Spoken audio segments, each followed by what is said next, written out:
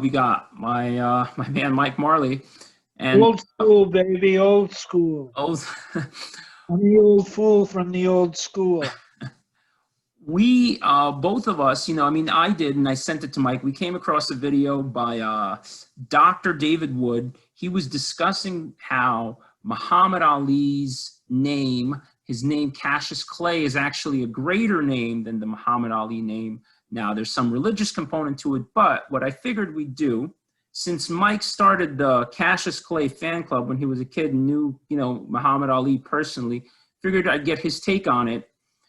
And also, I wrote to David Wood. I asked him if he would like to have a discussion about this. Haven't heard back yet, busy man, but we figured we'd make a response video and see what happens. So, Mike, what'd you think of the video? What'd you think of David Wood? Well, he makes some excellent points and he brings up some excellent questions. I mean, I don't know. People argue and debate about putting aside boxing and Muhammad Ali for a second or Cassius Clay. People still debate and argue whether Jesus Christ was real, whether he was fictional, and whether he was white or brown or just well tanned. With Muhammad, Mr. Wood, Professor Wood, seems to say that Muhammad was clearly a white man, a Caucasian.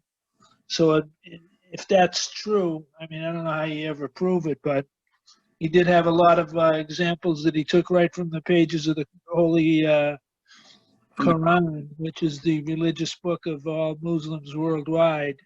It's supposed to be the word from Muhammad, the prophet. Assalamu alaikum and all that stuff. But he made some good points. It turns out that Cassius Clay Sr., and I don't mean Muhammad Ali's father, who was named Cassius Clay Sr. and never changed his name, but they were the Clay. They were in slavery in Kentucky. At least Cassius Clay's predecessors were owned. Pardon the expression, but slavery was about ownership. They were owned by a politician and a community leader named Cassius Clay. Turns out that same Cassius Clay, who Ali dumped his name when he joined the Nation of Islam and became Muhammad Ali, was ironically an abolitionist, somebody who freed his own slaves and released his slaves and was against the barbaric practice of slavery. So Dr. Wood makes I think there's a good argument there. Well, I absolutely. I found the video fascinating. Whether you agree with him or not, I agree that the video was very well presented. One point I'd like to make is that, regardless of how good a person Cassius Clay was, I could see Muhammad Ali's point in that, he just didn't want a white man's name. I mean, like I could certainly see that aspect of it. On the other hand, Slava, not to interrupt, but on the other hand, go ahead.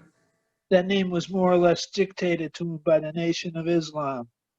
The Nation of Islam was filled with guys that, as I said on an HBO documentary on Dick Cavett and Ali recently, I said the Muslims, the Nation of Islam guys, most of them, a large majority of them, they didn't come from Yale, they came from jail. And Malcolm X was one of them who was an ex-convict. So Muhammad Ali, who never had any police issues his whole life, had to be intimidated. And of course, we know what happened. There's no doubt that the Nation of Islam put the hit on Malcolm X. Mm-hmm. Yeah, everybody knows Malcolm X and Muhammad Ali were very, very close for a brief time. But when Malcolm had a split up with the Honorable Elijah Muhammad, as they called him, I don't know what was so honorable about him, but he was the leader of the Nation of Islam. He and Malcolm split. Malcolm, when John Kennedy got killed, Malcolm made the unfortunate remark that it was racism that caused it. It was the chickens coming home to roost. Last time I checked, Lee Harvey Oswald was white, not black, or not against blacks. But the point is, what can we do about it in 2020? I mean, Cassius Clay has been dead since 2016. Muhammad Ali's been dead since the same time, the same guy. He's buried. An interesting sideline is about 6 months ago, I was in Louisville and I went to the Ali Museum, which is a fabulous place in downtown Louisville. And we went to pay our respects at Muhammad Ali's grave. And on the way in, the security guy said, "You guys going to visit the champ?" And we said, "Yes, of course." He said, "Do you know who the second most popular guy is in these premises?" I said, "Sir, I have no idea." He said, "Colonel Sanders, the chicken guy." I remember you telling me that. Yeah. Um, But I mean, it's not like we can go back in history and make him back into Cassius Clay again. But again, Professor Wood is very interesting. no, like I said, yeah, that's true, and that would be the question. Like, how do you mention it? Do you like if you're discussing the nuance? I mean, his whole thing is like sort of going against Islam, and he has his own reasoning for it. But I thought, again, that's why I wanted to see if we can have that discussion between you, somebody who knew Cassius Clay, who knew Muhammad Ali personally, and I think the obvious thing is, he was Cassius Clay, aka Muhammad Ali, or Muhammad Ali, aka Cassius Clay. And you can divide up his life from the day he took the name Muhammad Ali. He's known around the world and he's known throughout history as Muhammad Ali now. I think it's too late to go back to, of course, the fact that he's been dead for 5 years. To go back to Cassius Clay, that's not going to happen. And one thing I want to say, I mean, one thought I had, in response to David Wood is let's take something like the swastika. Originally it was a symbol that meant something completely different. It was appropriated by the Nazis. But I mean, my question is, if Muhammad Ali doesn't have the name, not the person, doesn't have such a good connotation, maybe because of what Muhammad Ali did, fighter, maybe he can reclaim the name, turn it into something more positive. You know what I mean? Like if let's say the name that it has has a bad connotation because of Islamic, or at least according to David Wood, maybe you want that name to be now associated with something so positive that Muhammad Ali was. I mean, one thing that I personally think that Muhammad Ali did, he was part of a movement, was during Vietnam. I mean, he took a stand. He took a stand. He risked his freedom. You're exactly right. He was on his way to prison, but the Supreme Court upheld his decision unanimously, Mm-hmm. and he didn't have to go to prison. But he risked his freedom. He lost 3.5 years of prime boxing time. Right. In fact, in 1966, I was in Toronto when he fought Chuvalo, and there was a guy there named Bob Arum who was new to the scene, now 88 years old. It was Bob Arum's first promotion. But the point is, he was then being referred to as Muhammad Ali, but, Cassius Clay is a great name. I think the Ali estate, I'm sure, his widow and children, they have legal rights to both names, at least in terms of memorabilia and merchandise. Mm-hmm. I think we can honor both names.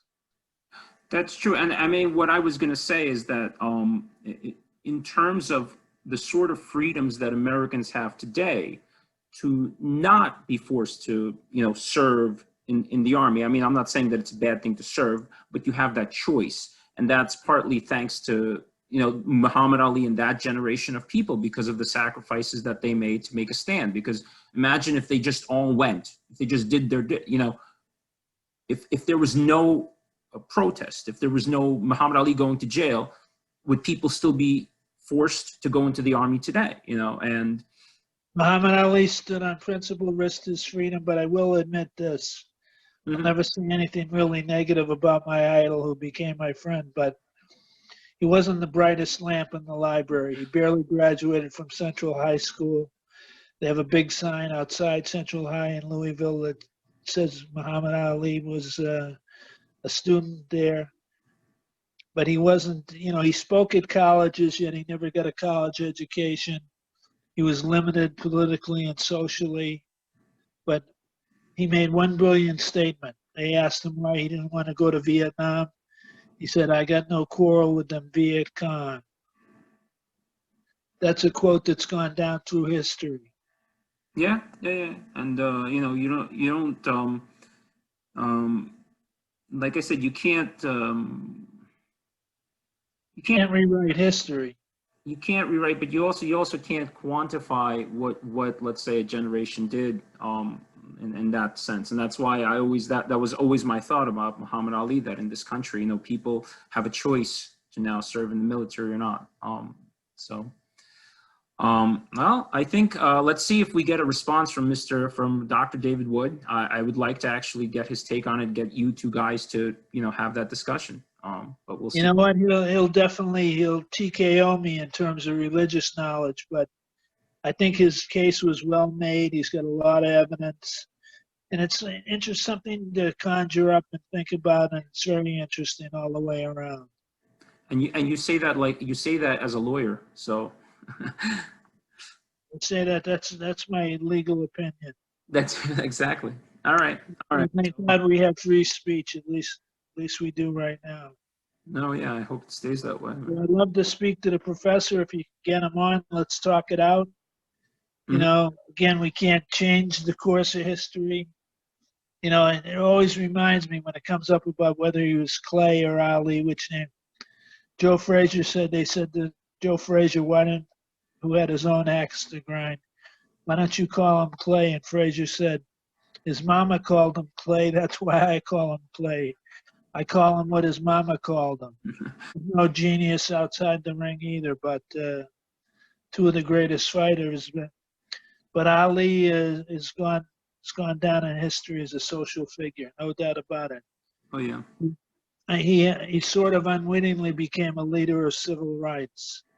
Yeah, yeah. I mean, I don't think like he was doing it necessarily just because like 30 years later people are going to be like, oh, I don't have to, whatever. But he certainly didn't do it to sell fight tickets or get TV ratings. But let's not forget he was very controversial, and they did the WBA stripped him of his title simply because he refused induction into the armed services.